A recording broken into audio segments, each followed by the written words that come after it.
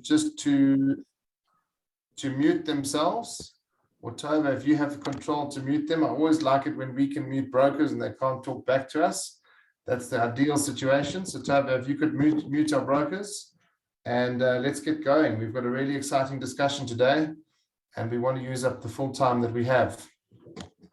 So let me start formally, and let me say a big welcome to all of our brokers, iTOOsday, and partners around the country. It's fantastic to be talking today, and we've got a really exciting topic to discuss today.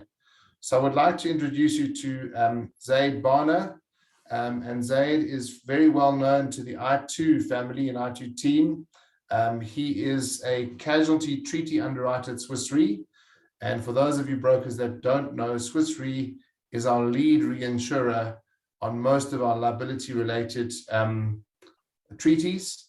So Swiss Re is our most important reinsurance partner, and Zaid is the man that we deal with. So when it came to this topic of inflation, we thought there's no better person to share some of his thoughts on inflation with all of our brokers today on iTOOsday. So today we're going to be talking inflation and the risk for liability underwriters. If you were at the iTOO roadshows, you'll know that I mentioned that in iTOO's travels to visit global reinsurers, one of the hot topics was inflation at the time, and we thought it's important to share some global views with our brokers on what's happening relating to inflation, and particularly for casualty or liability underwriters.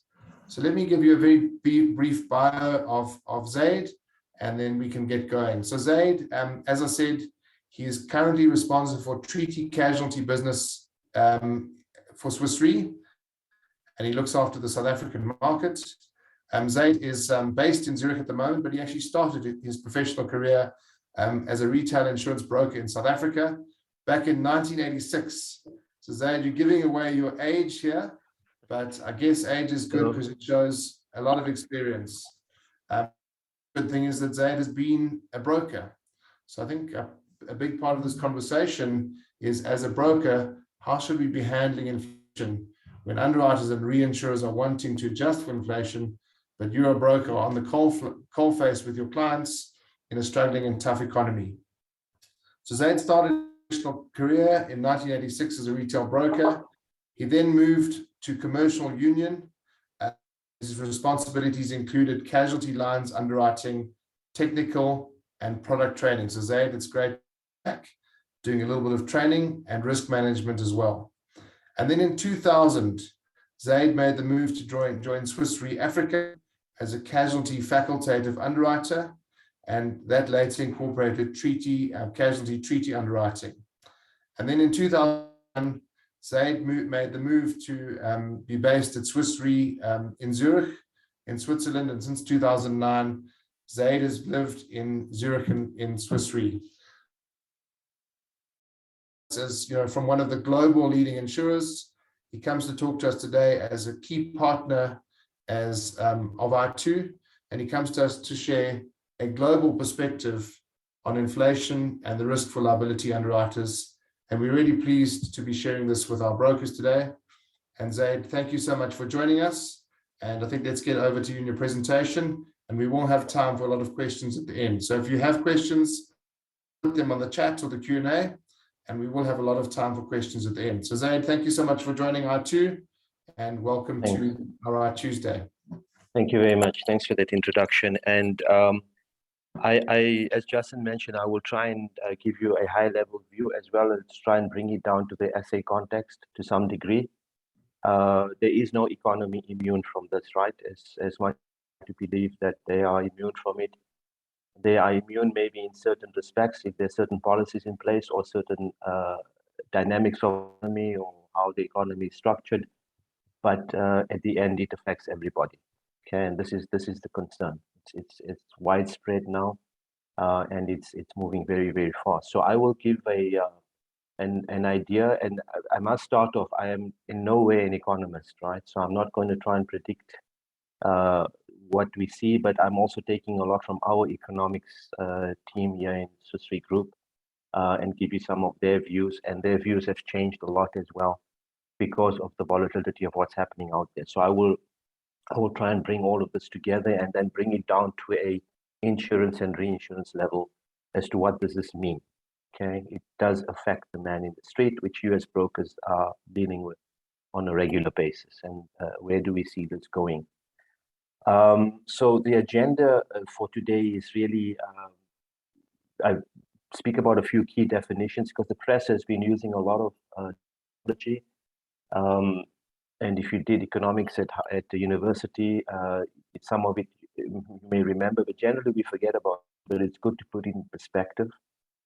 I look at the risk landscape, I look at SA, where are we standing right now in the whole context. Then I look at the and insurance effects, touching on certain lines, but we'll try and focus on the casualty, but it impacts everybody as US brokers will also appreciate the fact that you deal with all lines of business. So this is an impact that has right through, okay? And some of it might be positive, some of it might be quite drastic. And then taking the key takeaways and looking ahead, what do we see going forward? And then how do we deal with it, and what actions do we have to take? And then we leave it for Q&A. So I'm still, Justin, I mean the hour, but 15 minutes after that also there's some leeway for that as well. Okay, so just that you're not worried about time. So maybe we move to the next slide, Tove. Okay, so if you can just click again, I think there's some bubbles that pop up here regularly.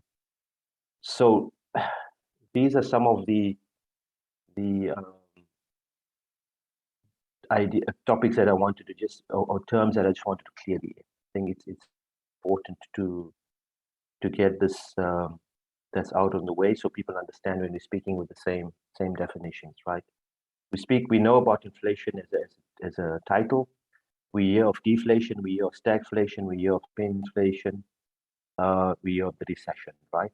And I think for SA, there's a combination of a few things here. I don't think hyperinflation is an issue in SA, but if you go north to the border of the neighbors there, we speak of hyperinflation, and there's many countries at this point in time that are now experiencing hyperinflation. One classic example as well. And now what you see, what's going on in Sri Lanka and so forth. So I just want to clear some of these.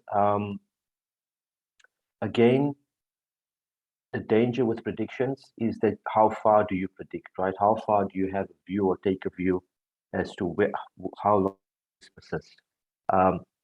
At Swiss Re Economics, they take a 12 to 18 month view, but they read every quarter to see if there's any changes that has to happen or anything that has changed, and I'll show that to you as well in later slides.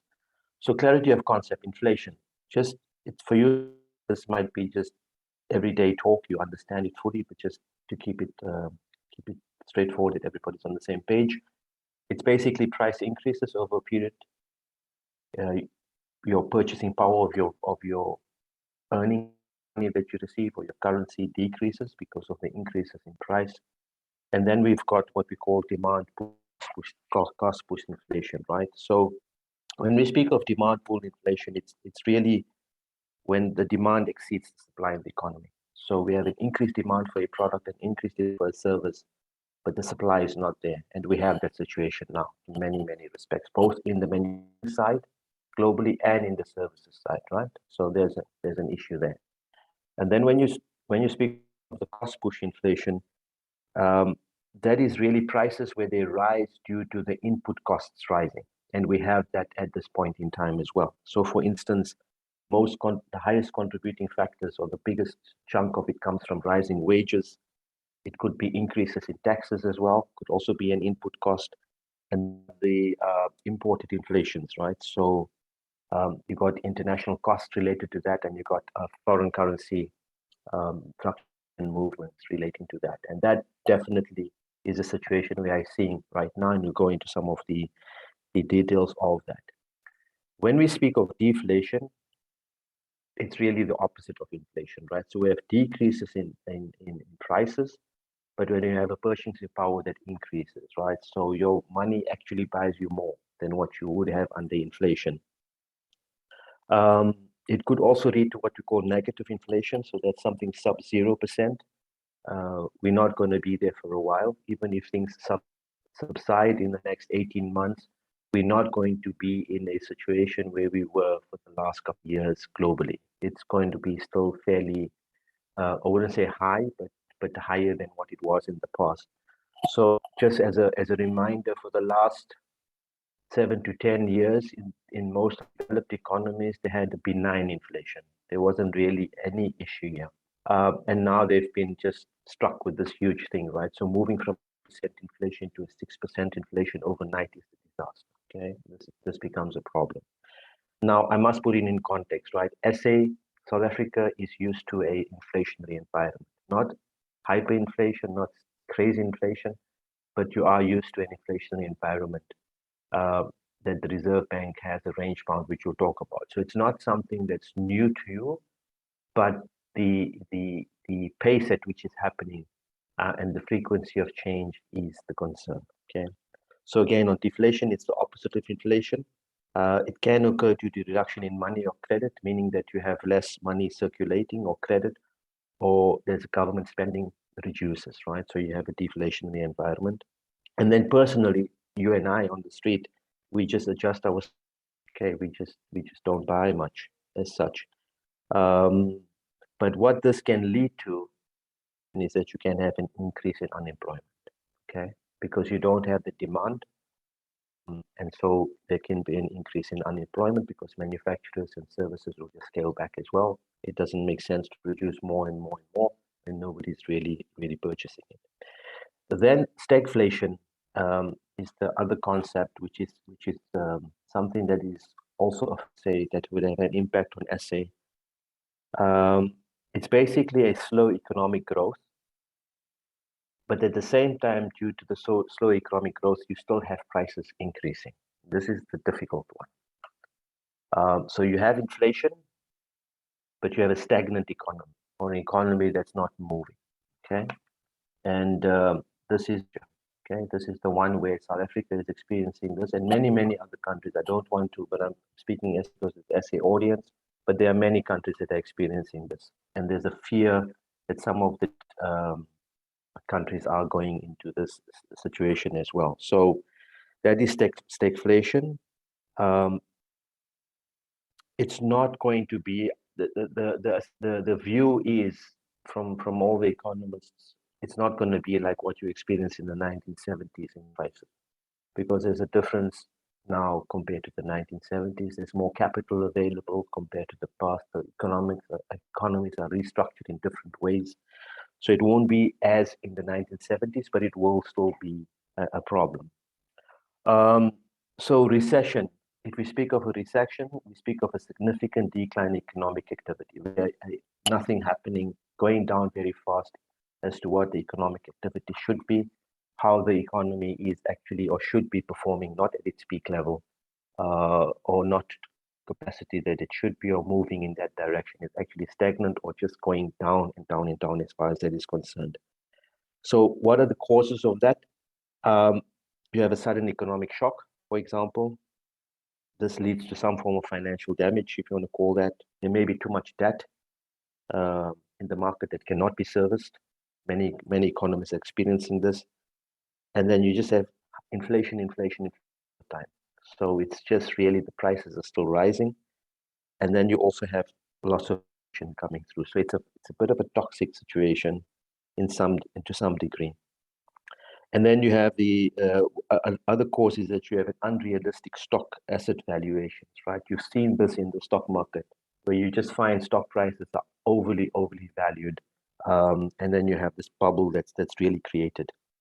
And the other factor looking forward now, well, I shouldn't say only looking forward, but we are facing it now, but the impact hasn't really been, is the technological developments, right? If you start going more heavy into artificial intelligence, dependencies and things that are doing that can perhaps replace the workforce to some degree, that could also lead to a recession, because you still have the issue of the individual, the population, but artificial intelligence is now augmenting that in a different way, and it can lead to a recession as well. But we don't know the impact of that as yet. And then hyperinflation. This is really a sharp spike in prices, and inflation, it's basically inflation gone out of control, right? So you have a lot of money supply, money just being printed, but there's no growth on it, absolutely no growth, and you have this massive spike in inflation. Now, hyperinflation, if you read the economists, what economics tells us, if you have hundreds of percent of inflation or thousands of percent of inflation, it's not that difficult if you have a structure that's disciplined to bring it down to a double-digit figure. It's very quick to do. You can do that pretty quickly if there's a determination to do that. The challenge and the tougher part, bring that double digit down to a single digit. That takes a longer time, and there needs a lot of adjustment to happen. So SA is not in this situation at all, hyperinflation, but like I said, there are some parts in, I think, Zimbabwe. I don't know what the inflation is at the moment in Zimbabwe, but I would assume it's a hyperinflationary environment. And other parts of the world definitely is a hyperinflationary environment.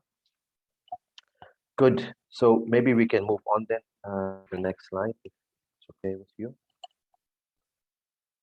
All right. So what I wanted to show you here, this was the situation. I did this presentation also as well, similar presentation at the IIG early in April, but it was just more on the high level side. But I just wanted to show you this here. So this is from our institute, Swiss Re Institute, and you a view as of March 2022, right? If you look at your right-hand table there, you have the let's put it in the sort of developed and areas where really, you know, anything that happens in the US or Europe or China, we put Switzerland in there because it's Swiss company, but just to put comparisons. If anything happens there, it has a massive effect globally, right? So if you look at the top portion of that table, you have real GDP growth, you have inflation, you have central bank policy rates, and you have 10-year yields. These are the interest rates, and that's important for insurers as well. So if you look at the US in 2022, as a GDP growth, and the expectation in 2023 will be 1.4% GDP growth. That is not healthy for an economy like the US, right? If you look at the Eurozone, 2.5, 2.2. Switzerland 2.7 dropping to 1.5. You look at China 5.1 dropping to 5.3 as a real GDP growth. Okay. If you look at inflation, as at March 2022, US was 6.9%. I do believe it's higher now. We'll check now at the next one. But Eurozone was 6.3. And if you compare, they say, if you take a 12 to 18 month view, hopefully it will stabilize. But you can see that we are nowhere going to be close to or 0% inflation or 0.5% inflation as they were used to before.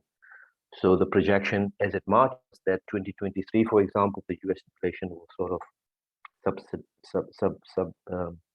get to a level of 3.2 and Eurozone 2.1 and getting to 2.4 from 2.3. And then you look at the policy rates. These are the interest rate movements. Again, you can see some there and over the period to the 10-year yields, what the discounts are for that. So on the left-hand side, what parts of this? Geopolitics. I mean, we all know what's going on at the moment, and this will most probably increase. We don't know the duration. A lot of people believe this would have ended by now. There's no end in sight. How does this spill over? We don't know. The inflationary environment is there with us at the moment, including worsen.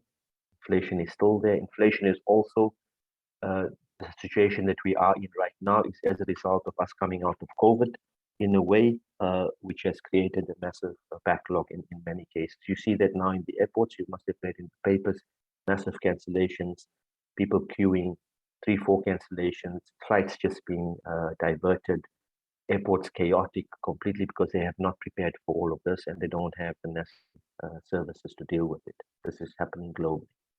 And then the negative side is the accelerated policy tightening. This is from government, from monetary policy, right? That they will tighten further in order to control this beast of inflation. Inflation is something they don't want to hear or talk about. And more so for insurers as well. On the casualty side, we don't like inflation. Right? It's really, really a massive problem to manage. On the positive side, that we transition to living with COVID, right? Accept the fact now that we're most probably going to have to live with this for a very long time, and maybe for some time coming. So we already see now signs of certain parts of the world again going into situations. Yesterday, a new Omicron variant was discovered or found in India, which is raising funds. And as you know, the largest gambling hub yesterday announced Macau, every single casino has been closed because they have this problem now that might surge again. So we're going to have these reactions differently, right? If you look at other parts of the world, it's sort of like there's absolutely no rules, no regulations, right? Which is as it was before COVID. We don't know that will most probably seasons progress. And I think in Europe and other parts in wintertime, there might be some measures will be taken. But again, it's hopefully not going to be like we had those massive heavy lockdowns as in the past. And then the positive side is that might say also that they start spending more to get the economy going and so forth. So this is March 2022. And Toby, if you can move to the next one. There was another slide that I shared. Yeah, so this is June 2022, right? And if you look at the table on the right hand side, there's a marked difference.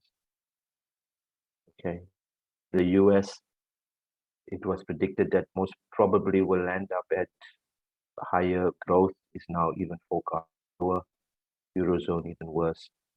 And China is a very important economy, right? That has to keep itself above water.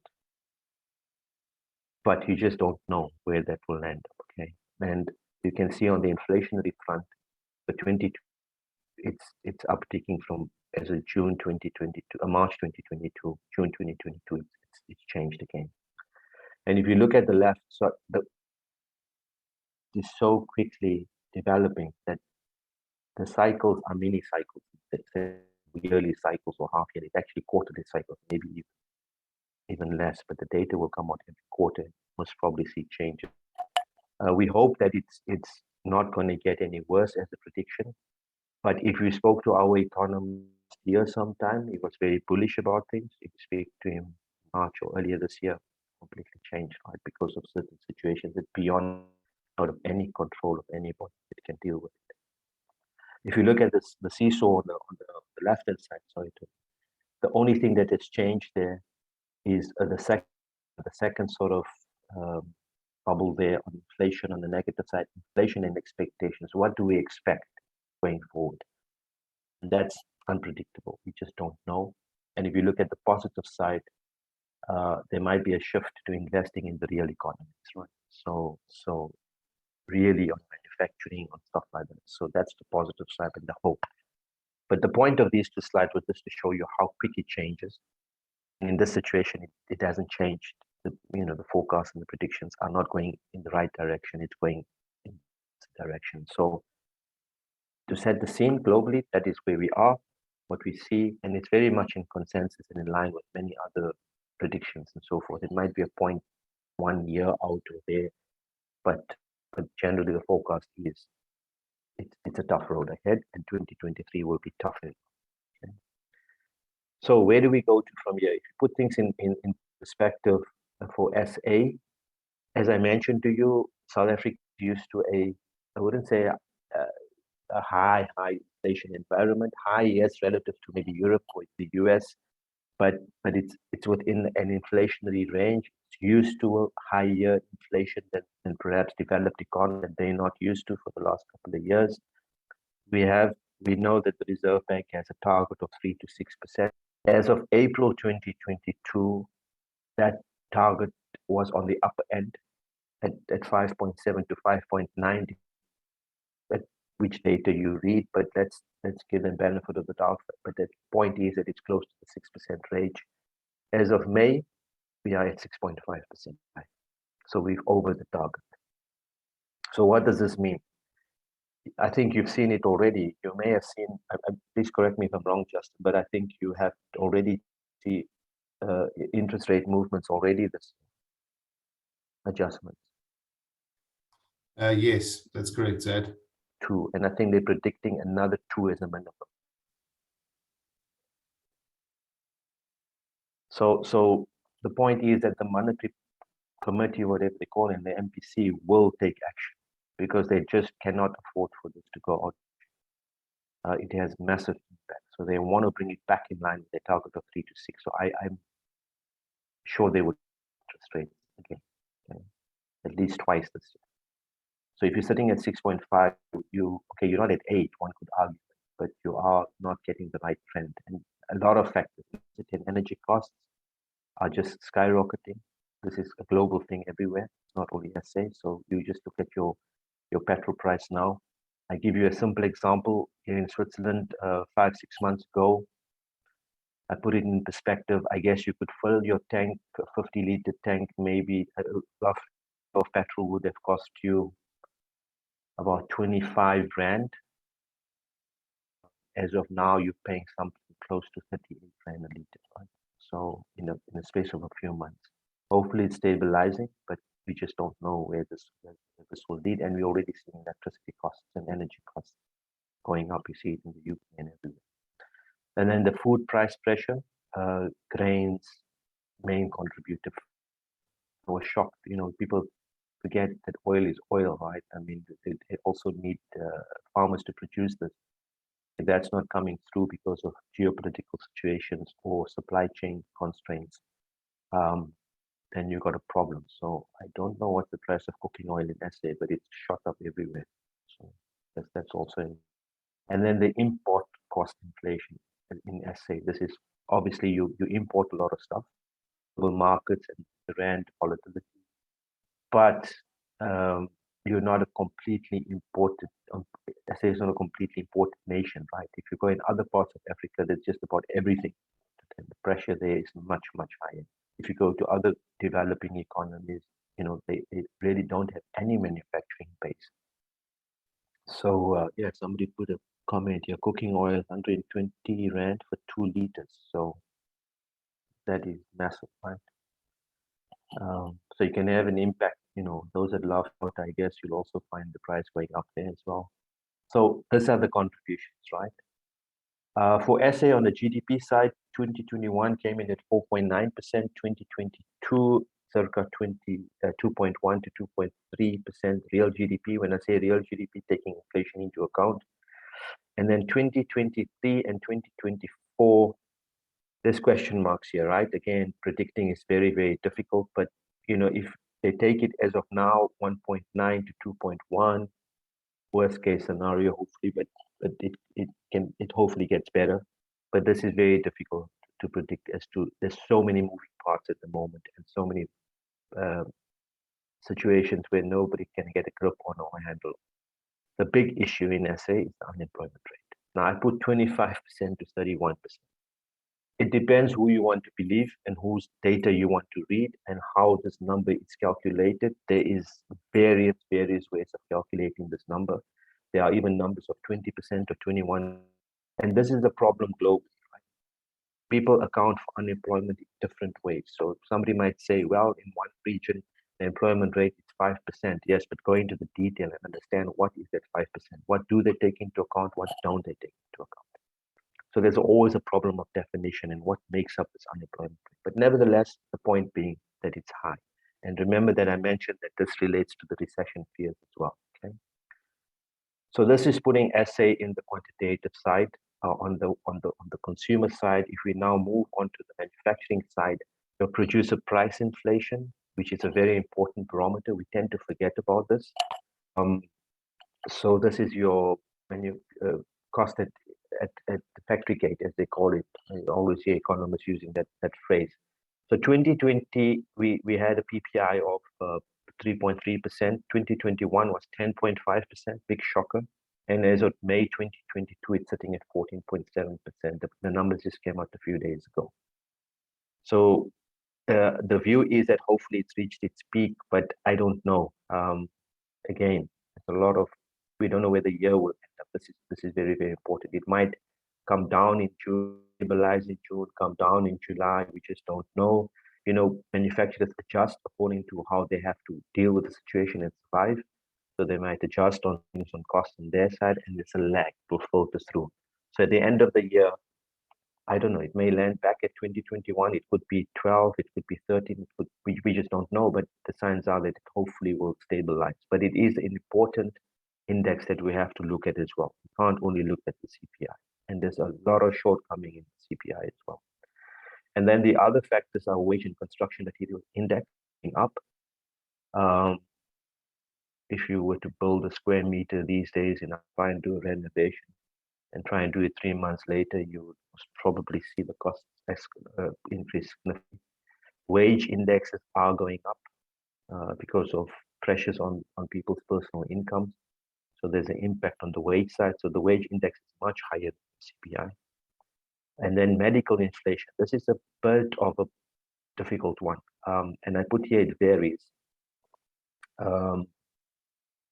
Lower but deferred. So I'm just going to put out one statement, and if anybody disagrees, that's fine. But I think what has happened is that medical inflation, and I'm thinking of your just look at your increase in medical aid costs, right? It's coming in CPI. Okay, it's most probably 3 to 4%. But I put here the word deferred because there's a lot of cushioning or absorption that the funds are taking up to a certain point that they can only take it, right? And then they will release the increase thereafter that they have to have. So it's a pent up sort of inflation, right? That may come out later because they said, look, we can only sustain a 3-4% increase for a period of time. After that, we have to increase because costs, the services, the equipment that we have to use, the drugs and so forth, those are increasing rapidly, and we have to be able to manage that. So there most probably is a pent-up inflation that's sitting there that might just be released at a later stage, right? And then hits the consumer. I don't know, but that's one view. Okay, you've got to keep an eye on. Good. So I will move now to the general. I don't want to bog down too much on the economics. What does this all mean to insurance and reinsurance? What are the effects, right? So in general, the impact of these type of increases has definitely increased in claims cost for P&C. P&C for broking communities is the property and casualty space. So it's basically your short-term insurance, everything under the short-term space. So increase in claim costs will definitely happen. We already see that. You can see your average costs of claims are going up. Then on the financial side, there will be an inflation impact on asset returns, right? Depending on how the composition of the investments are really made up. But depends on, as I mentioned, depends on the composition. It's heavily bonds, heavy equity, whatever the case might be, and how long are these investments for. So there will be adjustments of the balance sheet values, and if the composition unfortunately is which has a big impact by some of these moves, then the asset returns can be much lower. Then, speaking from the broker side, right? I mean, you guys don't see the impact immediately, right? Because on your side, the only thing that you will see is the or your clients have commercial slowdown, which then they look at the insurance costs, and that brings down your revenue or your sort of business activity as well, because they have to take some measures. But you don't have this impact on your balance sheet side, right? Which insurers and reinsurers have to have. So it will basically most probably impact as brokers on the top line as such, that your clients might have to take. The other thing is,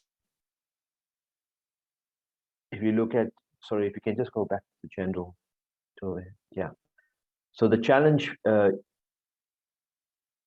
regarding for insurers is that they could only be exposed to specific CPI components, the consumer price index. They won't be exposed to everything. And like I said, the CPI doesn't take into account everything. So it's not really a good measure for insurance, right? It's sort of it's not something that should be completely used only as a measure for costs and so forth when it comes to losses or predicting future losses or taking other factors into account. You have to look at a broader spectrum of disease in order to get to that correct view. Then on the deductibles, so what your clients have to pay from their side is actual deductibles or self-insured retentions. This could be breached much sooner with higher inflation. There could also be an increase in the frequency that these self-insured retentions or deductibles are, and the severity might be higher based on the fact that they will get to a level that they're not adequate. So 5,000 excess or self-insured retention of 400,000 on a large account, real terms, taking inflation into account over a period of time, is really worth much less. And you come in sooner paying the because the loss cost has pushed up and has breached that limit pretty soon. So those in actual fact have to be relooked at. And then the possibility of other economic variables affecting other lines of business. Things that affect maybe indirectly, like wages, could have an impact on loss costs in that that are really out of your control. You have no input or no impact in trying to influence this or change it in any way. Okay? If we go now line specific, if you look at property, the loss cost at current price levels, something that we're really concerned about. So what does it cost now to fix or to repair something or to replace on the property side if there's a fire versus what you are charging for? And you'll see that if you look at the per square meter of replacement costs on basic stuff that has to have a structure going up, your floors, your walls, and so forth, those are increasing at a phenomenal pace, right? Anybody can just go to any building warehouse or one of these building suppliers companies and just do a quick analysis and see what did you pay for concrete ago, 2 months ago, and what's it now? What have you paid for tiling, and so forth, and you'll notice that it's a massive increase. Cool. If we go to the next slide, the other point that I want to speak about is if you recall, when insurance companies report results, a heavy weight over time has been that they had good investment returns, right? So the investment income, even if they had negative, on the net result, they would have a profit. Okay, so the heavy weight lifting was done by the investment side. But now there has to be an adjustment in the underwriting side, right? And this has been said for a long time, that you can only on the investment side because of volatility and the changes in interest rates and so forth, and the composition makeup might be different for each company. The heavy lifting on the investment side has to be subsidized and by proper and correct underwriting. So the point being that as insurers and reinsurers, we can't have aggressive loss ratio picks. We can't say to ourselves, because we also look at loss ratios, we can't say to ourselves, oh, loss ratios will stay the same for a while because we don't see any movement in the claims loss. But the problem is aggressive loss pick scenario might be a problem in later years as you move on, especially in the casualty lines of business, in the long tail lines of business. It will just creep up on you, and before you know it, it's way too late to adjust for that, and then you can't really get the right price for it. So I think from that point of view, we used to have the return on investments, we used to have on underwriting, and when you took the combination of the two, if the one was positive and the one was negative, you had the return on equity, which was positive, shareholders were happy if it was above a certain figure. But over the years, that has changed, and I think this is the concern. We don't know on the investment side. It's something that's done by the investment community, but on the underwriting side, there's a hope that underwriting versus what the premiums were and the premiums earned and so forth will produce a positive result. And I think this is what the insurance companies and reinsurance companies are doing, is to say that you have to do and you have to make profitability from your underwriting. And that's what they expect. If you're an insurer, you make profits from your underwriting. Okay, the investment part comes on at a later stage, and that is something that you cannot rely on completely. So I think that is really, really important. If we look at motor, how does this affect? So just general increases, supply chain shortages. We're seeing this right now. The chip crisis hasn't completely gone away. Most of the newer vehicles are really computer-based, so you need chips. If anybody has a chance, go and look at I think the Sea of China is Google Maps. You can have a look at. You can look at the certain parts of major trade routes where you see block ships or ships just sitting in docks or areas in the sea stagnant. They can't move because they just have shortages of capacity. And this is not moving. So there's inactivity, and hence it relates to the supply chain issue. In SA, if I bring that now down to you, yes, you have a motor manufacturing base, but take a freak storm that happened in KwaZulu-Natal in April. You know what happened at Toyota plant. That has made headline news now globally about what Toyota South Africa. And that is going to be massive, right? So there will be supply chain shortages there as well. Will that happen again in different parts? I mean, what insurers and reinsurers have to manage that supply chain. How do we deal with it? And then vehicle and parts availability speaks on the same thing. Economic replacement. That's the impact that you might have an economic write-off far sooner than what you were hoping for and paid simply because of the costs, financial costs. So I don't know what the rule is now in the motor policies. It used to be 70% of, if it's more than 70% to repair, they just make it an economic write-off and have a cash payout and recover the salvage. Although technically the vehicle could be fixed, but it's just not economically feasible. I think that will be much more going forward than what was last. Labor disruptions.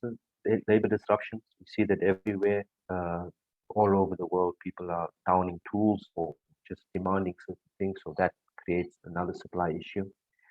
And then year-on-year changes in vehicle specifications. I mean, vehicles are changing every single year due to upgrading software, due to upgrading technology.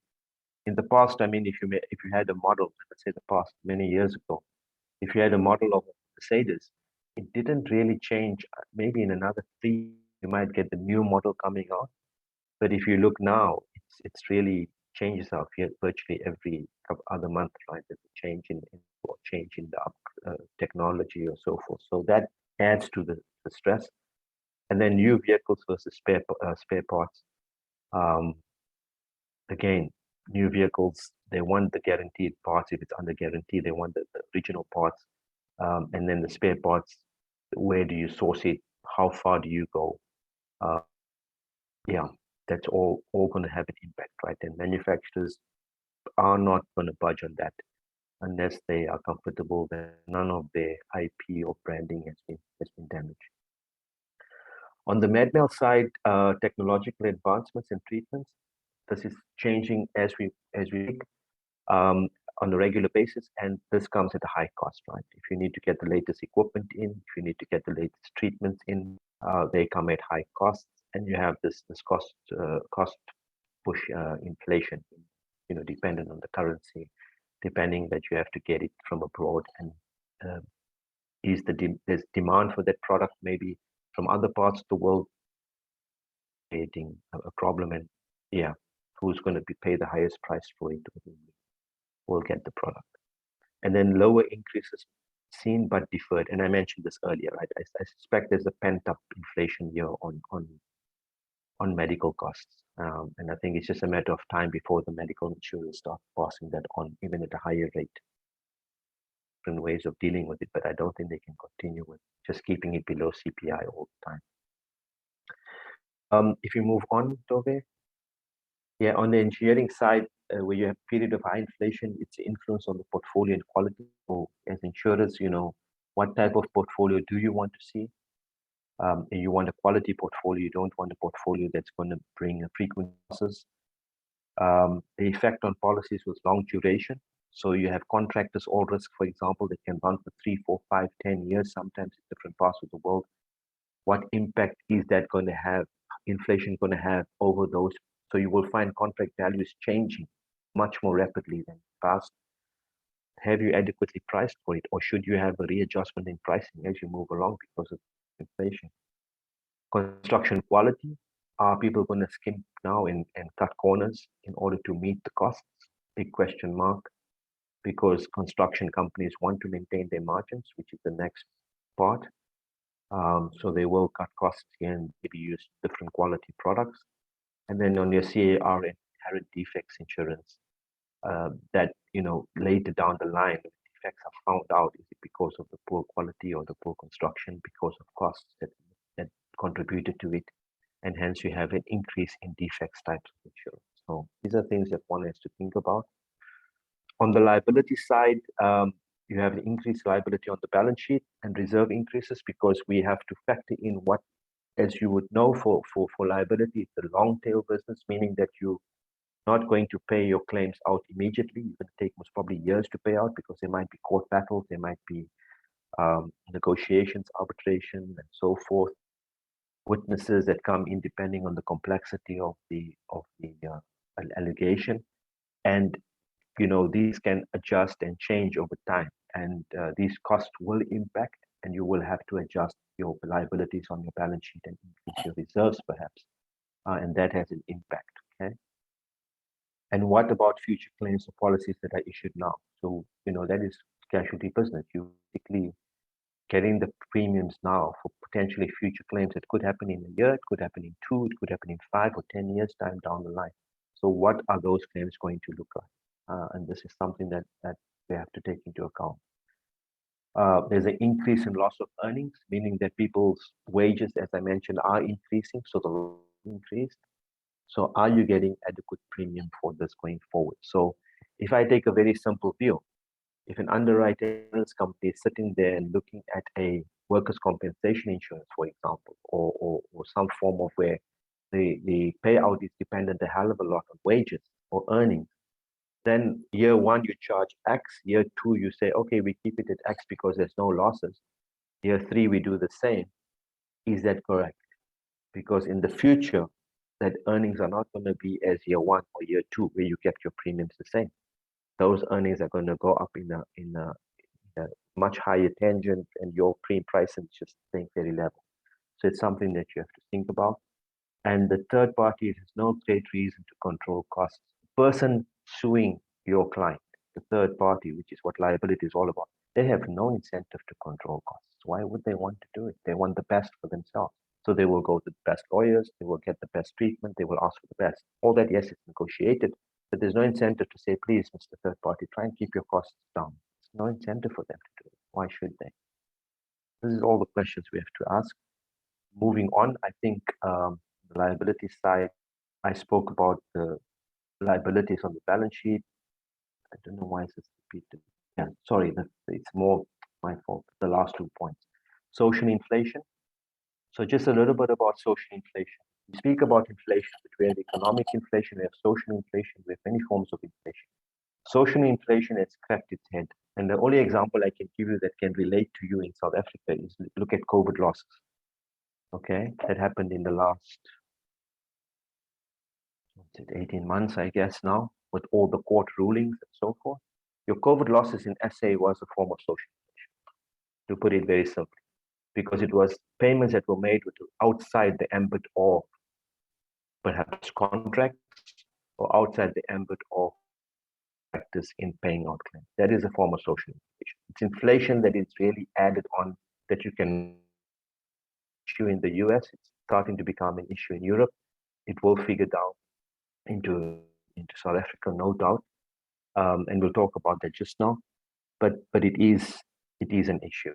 And the only example I can give you is the COVID losses in SA. That is definitely a form of inflation that you can take out for the insurance companies.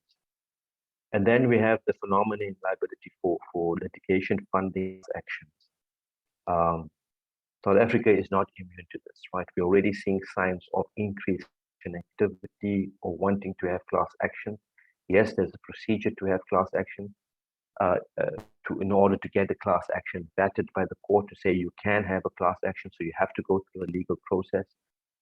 The class action is basically a number of claimants coming together from a cost point of view and targeting a manufacturer. There was a food claim, listeriosis, the plastic example. You've had a few other on the dairy products as well, where they gather together and they form a class action against the insured. Okay, and they go and they reduces costs and a better outcome. That's what, so it's understood to be, than if each individual claimant were to go on themselves because of the costs and so forth. So they get a class action lawyer, they bring all of this together, and they go to court, and the court says, yes, you can have a class action, and then they start the process. And then litigation funding is strongly linked to that. Litigation funding is when you have, it's a business model, it's not funding because like legal aid, it's not legal aid, right? Litigation funding is when law firms say, or other companies, for instance, investment companies say, look, we will fund litigation for you because it's going to be very expensive, but at the payout, we want the X% of the return. And this is the business model. It's nothing to do with social or whatever the case might be, and like legal aid or no. This is a business model, and that's creeped up. And I see in SA they are starting to advertise for this in big legal firms because it's a new revenue stream for them. So it's something that we have to be very, very take cognizance of in the casualty. Good. If we can move to the next. So just some takeaways very quickly, and I'll stop. So first of all, CPI, consumer price, may not be enough nor adequate, right? We can talk about that later. We need to look at the closer scrutiny on what drives the loss cost. You have to drill down deeper and understand what is driving your loss cost. Is it labor? If you're talking motor, is it building material? Is it put costs that you have no control of? So you have to really drill down deeper and understand what is driving your loss cost. Your deductibles, as I mentioned, or self-insured will have to be, retentions will have to be adjusted upward. There will have to be more frequent rate adjustments, for example. That's one way of looking at it. You have to use data and tech more efficiently and insight into what is your portfolio saying and do. Okay, I think the days of just having a broad paintbrush approach to your whole portfolio because you see a adjustment in your losses may not be the right thing. Okay, you have to really use tech to go down much more deeper. You will have to find underwriting efficiencies. So do you do the same thing over and over and over again and repeat and the costs are still the same? Or do you sort of streamline things, right? Your scrutiny on the claim side for an insurance company or insurance company, greater scrutiny on the supply chain and systemic risk, right? So imagine if I just use iTOOsday in motor insurance and they secure a deal for supply from, say, motorman in Germany and Italy or whatever, and the insurer B goes and does the same thing, insurer C does the same thing, and insurer A, B, and C don't know anything about this and they're not know about it amongst each other. But there's a systemic risk if that supplier or suppliers in that region has a problem. You've got a problem. So you need to understand the supply chain and what is the backup, what is plan B. And then identify hidden or pent-up inflation, as I mentioned, for example, in medical side, and to account for anticipated legislative and monetary policy changes. You have to look at what is on the radar, what is worrying the Justice Department or the legal guys in government that they want to change. What's the time horizon for that? And what is the monetary policy changes that are coming through to factor this into your account? So I think that's the last slide. I will stop there. I'm sorry about time, but like I said, I have time, 15, 20 minutes, so no problem. I'll take it over to you, Justin, or Melita. Thank you very much. I hope I haven't, I did it to be a doom gloom thing, but I think it's just setting the scene and resetting the button to say things have to be looked at differently, right? It's very important. We can't go on doing the same old, right? It's just not going to work. Sure. Perfect. Thank you very much, Zaid. I found that very interesting. We've still got a couple of minutes for some questions. So if you do have any questions, our brokers, if you can put them in the Q&A, would be great. And I can see we've got Melita on ready for a question. So Melita, I'm going to give you a little bit of a hospital pass because you're head of casualty. And maybe if you want to start any questions for Zaid. We did have some on the slides that Tove, but Melita, do you have any questions for Zaid as Yeah, Zaid, just as a matter of interest, I was reading in the Sunday Times about the UK having to put security tags on butter. Yes. Because it's become such a luxury item. It's like expensive whiskey or clothing. Yes. So if you try, the consumers are trying to steal the butter because it is now so pricey. So quite interesting to see what's happening in the UK with, I think, the highest inflation in 40 years. But Yes. Inflation overseas obviously does feed inflation here. But if we have inflation targeting and we kind of manage our, does it actually matter that the UK is having the highest inflation in 40 years here in South Africa? How does it affect us here? Yeah, I think it depends on the dependency on the UK economy, right? I think if you look at exports or imports, more so on the imports, right? And the currency change, right? So the lower currency for exports is great. So they might say, oh, there's an opportunity. It's cheaper for us, so we can export. We can import from SA or from any other country that there's because of the one thing, it's devaluing against the euro, but it's okay against the rand from a cost perspective, and that helps the imports, right? For them, it helps the manufacturing side on SA side. But there's also the flip side, right? How dependent are you in getting things coming from the UK, as say, for certain industries? And I think that is something that you have to look at a little bit more closer. So it's not the impact of inflation in the UK or France or Germany. It's more what is the trade that? And if you look at the SA government now, I don't know, but they are really trying to spread their dependencies globally, right? Not dependent on, I mean, Eurozone was the biggest trading partner, I think. But I think they're trying to spread that out more, Asia, other parts of the world, so they don't have this sort of leverage wherever they think they can leverage, right, within the rules of the game. But yeah, it's not a question of, it's not a question of, okay, UK inflation, what effect did it have on SA inflation? No, I think each one is on its own, but there are impacts in that economy that indirectly affect the SA economy, right? We saw it in the vaccine or the medical side, where those guys, people were just buying up that. And yes, SA could afford it, or any other country, but there was no supply, right? Right. I think there's an indirect effect. I wouldn't say a direct effect. Sure. Surely we just can't keep lumbering the consumer or businesses who are already facing struggles in this economy to just keep prices of premium. Insurance is a bit of a luxury. It's not like petrol or food. It's still a grudge purchase. We may find that we're just no longer offering the kind of value, and businesses start to self-insure, or insurance becomes irrelevant because we just price ourselves out. Do you see that? I fully agree with you. You can't just keep on low, right? That's not the solution. There's a point where it gets to a ceiling where you can't do it anymore. It doesn't make any sense. And that's why I said, my message was really, there has to be a multi-pronged strategy here, right? So increases, yes. You have to understand your portfolio much more better and go really deep down and say, look, these are the problem child or issues or concerns.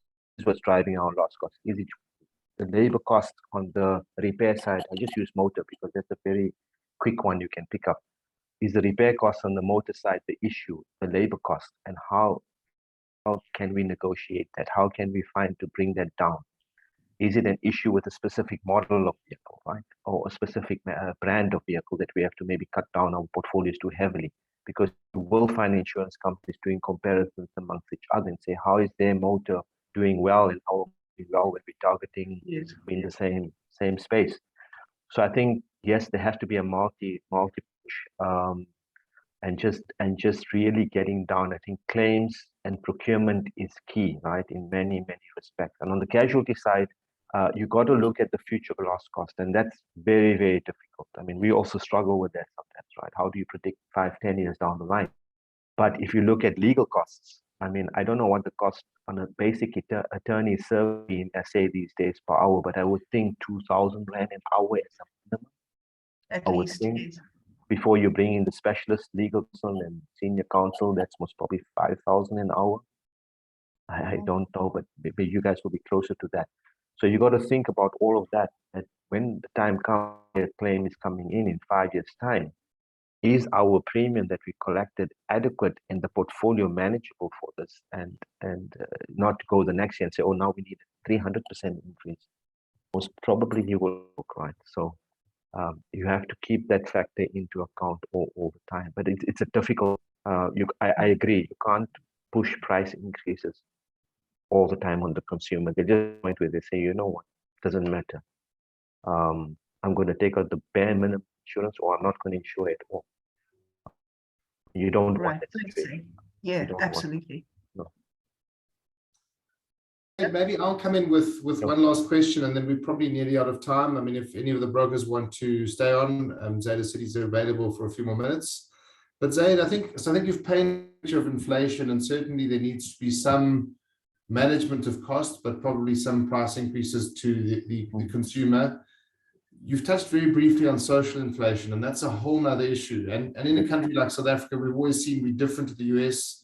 We don't have a jury system. We have got a fairly conservative legal system where claims are based on indemnity rather than these wild sort of claims that you hear about in the US.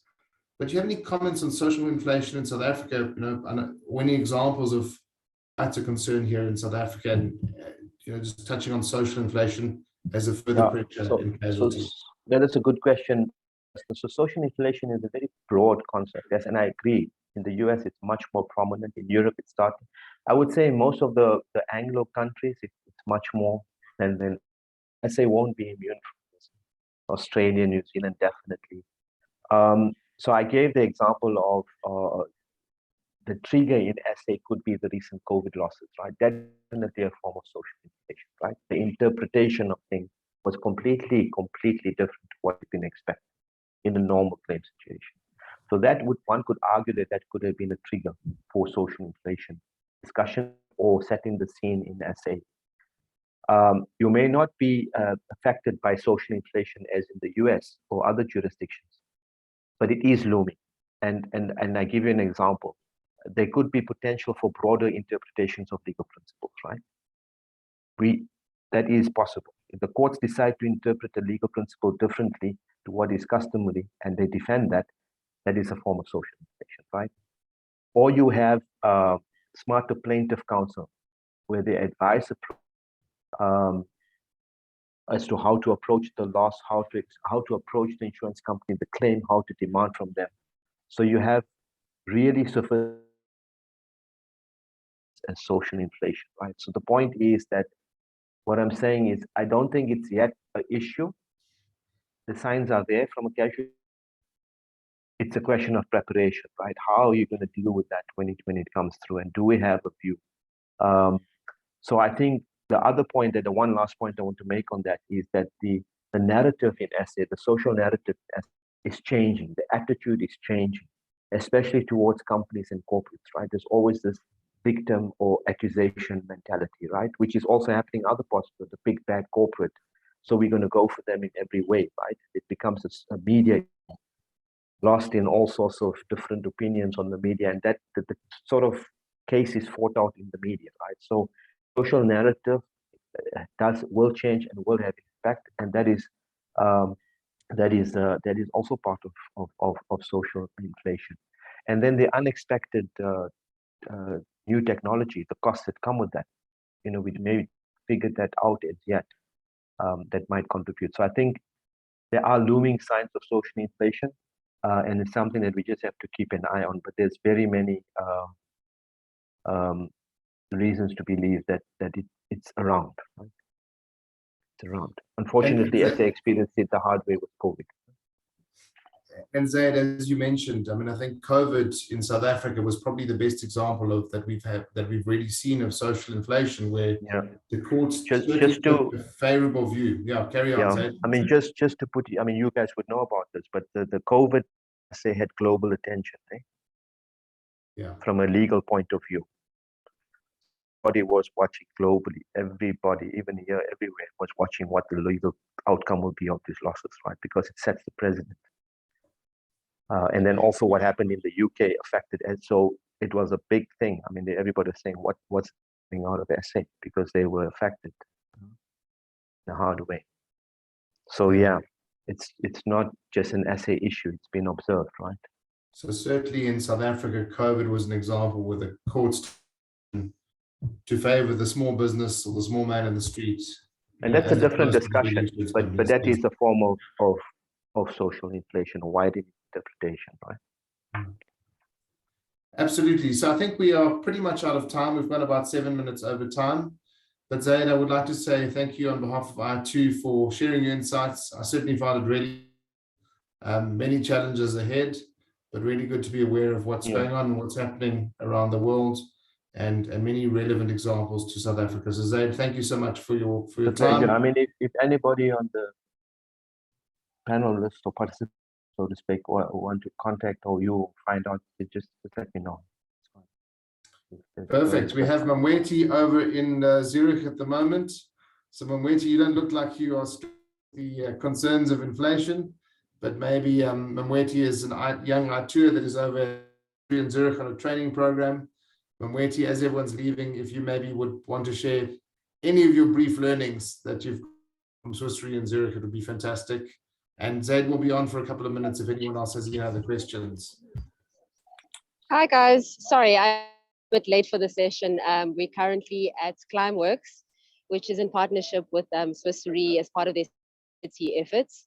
So lots of topics going on at this course, but social inflation has definitely been one of the key topics as part of our program as well as emerging risk. Hot topic at the moment, definitely as the young people within this company, within iTOO, but in general, in terms of the industry, we definitely need to start thinking about the solutions and putting things into play. So learning a lot from the Swiss Re Institute, just the education and potential solutions. And we'll come back to iTOO to share all of our knowledge as well. Great, Mamweti, thank you very much. Look forward to you getting you back so you can share all of your learnings with iTOO and hopefully on an iTOOsday sometime with our brokers. Perfect. And hi to Zaid, who we saw less than 24 hours ago. He just came to make some time to see Mark and I. Sorry, Mark is just walking around Climeworks. I just decided to jump in the session. But it was great to meet him in person outside of South Africa, but we'll see him when he's in Joburg next time. Good stuff. Thank you very much, Zaid, and thank you to all of our brokers for joining iTOOsday. If you do want to put on your microphones, Tova, if you could allow that and say cheers, or if you do have a question for Zaid or want his contact details, we'd happily put you in touch.